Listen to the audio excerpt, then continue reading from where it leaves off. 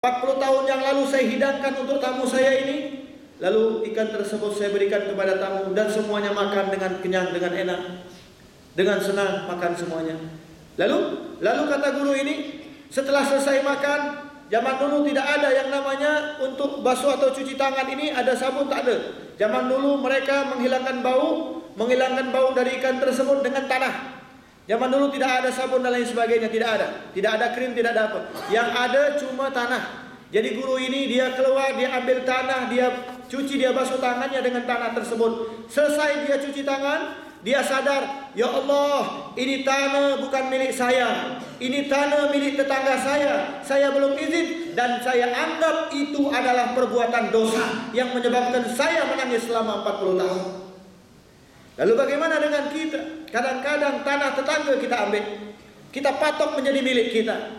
Beliau mengambil tanah untuk cuci tangan saja beliau anggap dosa. Inilah mereka orang dulu salafun saleh. Ketika mereka hidup, mereka mendapatkan kemuliaan dari Allah, keberkahan dari Allah. Kenapa? Karena mereka selalu bersandar kepada Allah Subhanahu wa taala. Nah, mudah-mudahan mari kita menjadi orang yang bijak, menjadi orang yang baik, menjadi orang yang bisa memanfaatkan dalam 24 jam ini. Walaupun kita kerja, tapi insya Allah kerjanya kita menjadi kerja yang diridhoi oleh Allah Subhanahu wa taala. Orang yang tidurnya kita menjadi tidur yang diberkahi oleh Allah Subhanahu wa taala, dan semua langkah kaki kita insya Allah kalau kita mengikuti petunjuk dari Nabi Muhammad, maka dalam 24 jam kita termasuk orang-orang yang akan mendapatkan keselamatan di dunia dan keselamatan di akhirat. Amin ya rabbal alamin. Mudah-mudahan kita berdoa meminta kepada Allah supaya semuanya kita dipanjangkan umur oleh Allah, panjang umur dalam taat kepada Allah.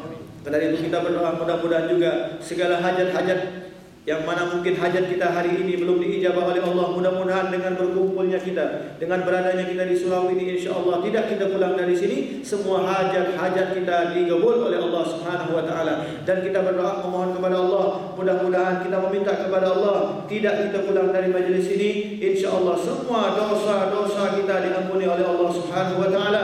Dan kita memohon kepada Allah, mudah-mudahan semoga kita yang berkumpul di tempat ini, kita meminta kepada Allah, iftah lana babal khairi Allah, bukakanlah bagi kami semua yang hadir ini pintu-pintu kebaikan-Mu ya Allah, pintu-pintu yang bisa membawa kami menjadi orang yang baik, pintu-pintu yang bisa menuntun kami menjadi orang-orang yang baik, pintu-pintu yang bisa selalu mengajak untuk kami untuk selalu berbuat baik. Waj'alna min ahlil khair, jadikan kami semua yang berada di majelis ini ya Allah, jadikan kami semua yang ada di surau ini ya Allah menjadi golongan manusia-manusia yang baik-baik, golongan manusia-manusia yang selalu berkumpul dengan orang-orang yang baik-baik, golongan manusia-manusia yang selalu beramal baik ya Allah. Ya man waffaqa ahlal khair lil khair wa a'ana alaih, waffiqna lil khair wa a'in alaih. Dan yang paling penting ya Allah, jadikan kami semua yang berada di majelis ini ya Allah, jadikan kami semua yang duduk di surau ini ya Allah meninggal dunia dalam keadaan baik-baik, meninggal dunia dalam keadaan husnul khatimah,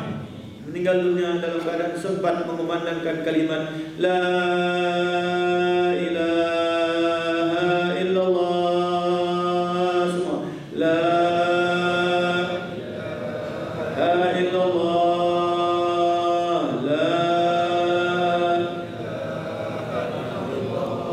Jadikan kami semua yang berada di surau ini ya Allah, ketika kami semua meninggal dunia dalam keadaan sempat mengumandangkan kalimat la ilaha illallah. Sebab Rasulullah SAW bersabda, man qala la ilaha illallah fi akhiri dakhala jannah. Siapa orang yang ketika hendak meninggal dunia sempat mengucapkan kalimat la ilaha illallah Muhammad Rasulullah, dakhala jannah, maka dia akan masuk surga. Ya Allah, jadikan kami semua yang hadir insyaallah ketika kami meninggal dunia, lidah ini basah berzikir kepadamu, lidah ini basah mengucapkan kalimat la ilaha illallah Muhammad Rasulullah. Dan kita meminta kepada Allah Subhanahu wa taala, ya Allah, jadikan kami semuanya bukan hanya meninggal dalam keadaan husnul khatimah saja. Kami meminta kepadamu ya Allah, semua kami meninggal dunia dalam keadaan baik-baik dan meninggalkan anak-anak yang baik-baik, meninggal dunia dalam keadaan meninggalkan anak-anak yang pandai berdoa untuk kami, meninggal dunia meninggalkan anak-anak yang saleh dan salehah, sehingga nanti di yaumil mahsyar kelak, nanti di hari kiamat kelak, bangkitkan semua kami yang berada di surau ini ya Allah satu barisan dengan orang-orang yang baik-baik, satu barisan dengan orang-orang yang terbaik, yaitu Nabi Muhammad sallallahu alaihi wasallam.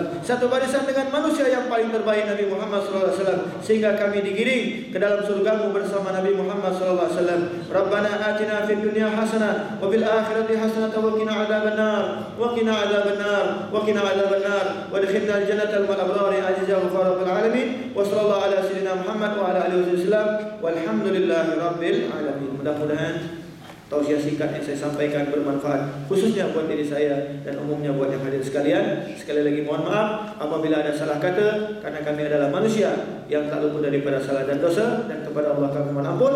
Dan jika perkataan tadi benar, ketahuilah bahwasanya itu datangnya dari Allah Subhanahu wa taala. Sekali lagi saya mohon maaf, minal aidin wal faidin, mohon maaf lahir dan batin. Wassalamualaikum warahmatullahi wabarakatuh.